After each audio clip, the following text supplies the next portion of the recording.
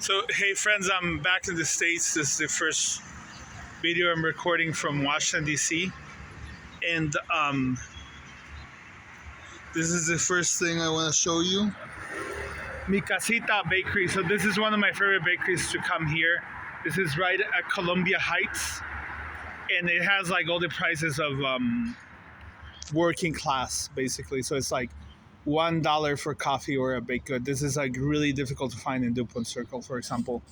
And this is really the topic of this video. Is just the different backgrounds and ethnicities that overlap in a place like Washington D.C. Very diverse, like London or New York. And this is a lot of my last years. I spent a lot of time in these areas because I just find them extremely fascinating.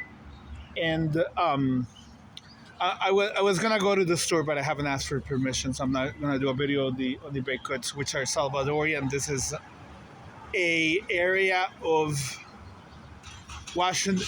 Basically, Washington D.C. has a predominant, mostly Salvadorians, and then some Hondurans, very few Mexicans, and then there actually in Falls Church there's a Bolivian.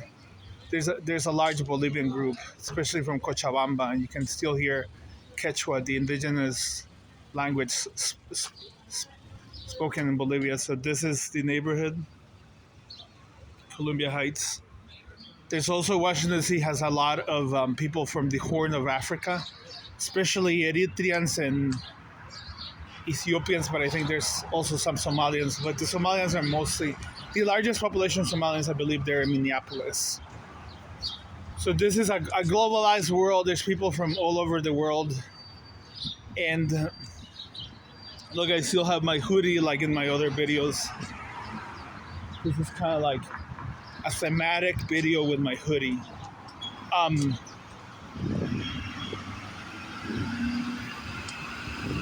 So I think like aside from the fascinating part of Washington D.C. where you have all these diplomats from all over the world that come here just because the United States is basically the economic power in the world. So you have like, I remember seeing the ambassador of Kosovo here, and you see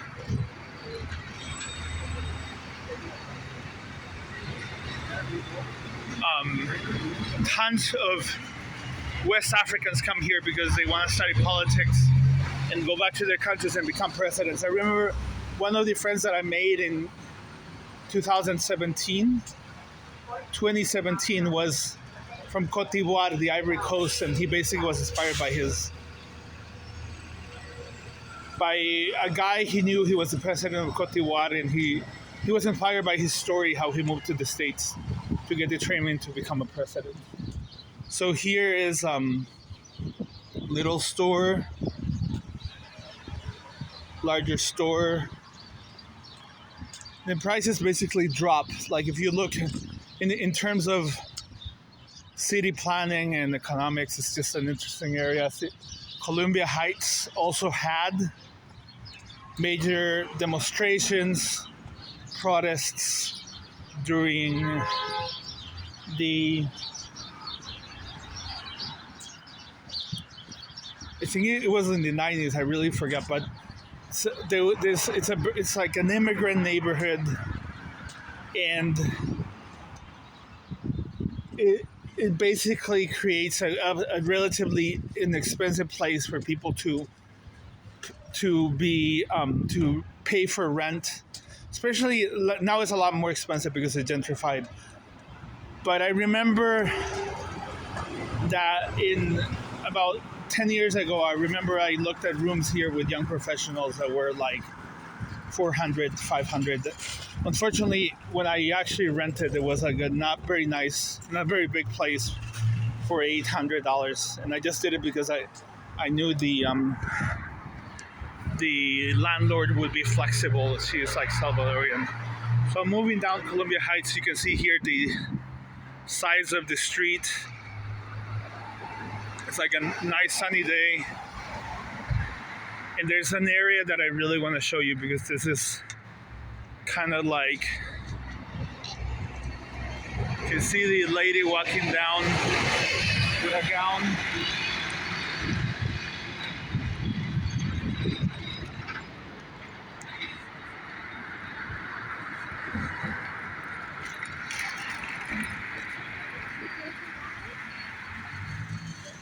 Also, this area is also known for crime, so there's a lot of shootings.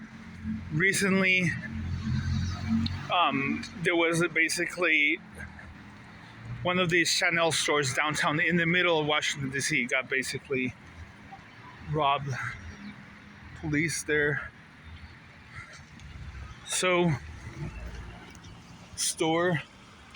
And these are the neighborhoods. These neighborhoods are actually really nice. I remember when I first moved to Portland, I was just fascinated by like the cheap neighborhoods in Northeast Portland, and then the coffee shops. It was like really easy to make a living there. You just didn't really have to worry too much. I actually thought I'd reconsider moving to Portland just because it's like laid back, easy place to live. But the main reason is just racial tensions. The sad reality of the United States, and this is probably one of the main reasons why people just end up moving out or not wanting to move here. It's just there's just a not as easy coexistence between the different groups that have lived here, and I've already been here for about a week, and I already feel some of the tensions. And for whatever reason, England does have some tensions, but they've been able to manage them a lot better, which is really what I wanted to test in England. So here is one of the stores. This is one of the cheapest stores. People always come here. Panam store, I think it's called, because they're Panamanians. So there's a lot of Central Americans here, like me. I'm a Costa Rican. So moving down this neighborhood. So basically this area is just basically gentrifying. So these places are like really nice. They're just good. I don't think they're good investments anymore. I think they just already are like, they're not gonna peak up in price too much anymore. They just skyrocketed like 10 years ago, and they just have stabilized. More cops.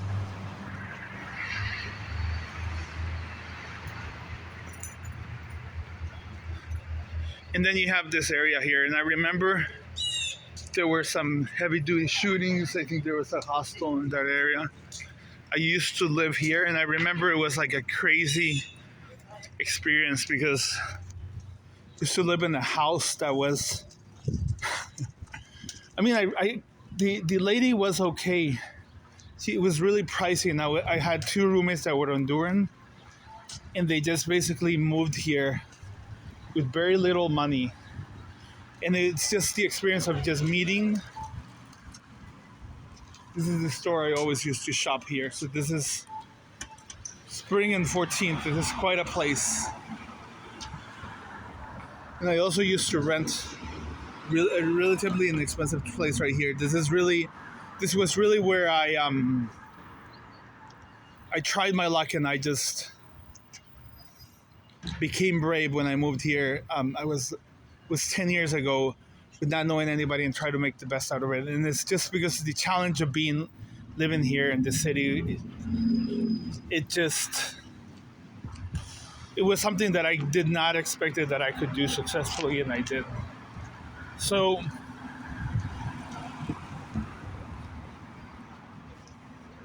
this is the house. This is a nice neighborhood. And that's the house I used to live in. So it was crazy living there because the cops would come in all the time. They would just basically come and arrest people that were actually staying in my backyard. And there was like dealing out in the streets. Sometimes there were sex workers that came in. There was a guy that the lady was known for just being very kind to tons of people that basically moved in. the woman the Salvadorian I used to rent from. But all these people that were shady characters just came in and just lived there. That's the place. It's now shut probably because of crime reasons or whatever.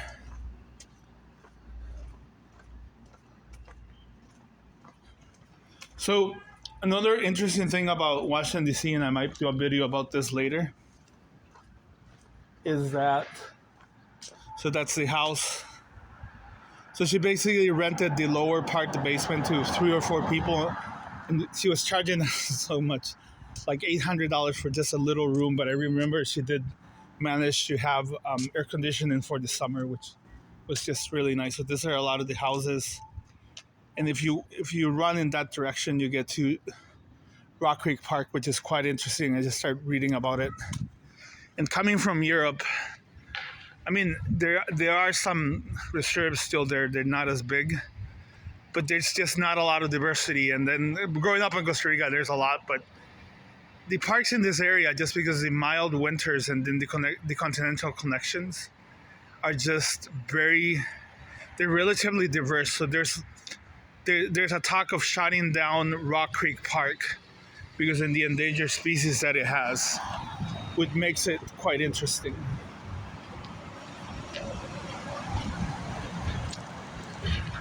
There's the 7-Eleven I used to walk out every morning.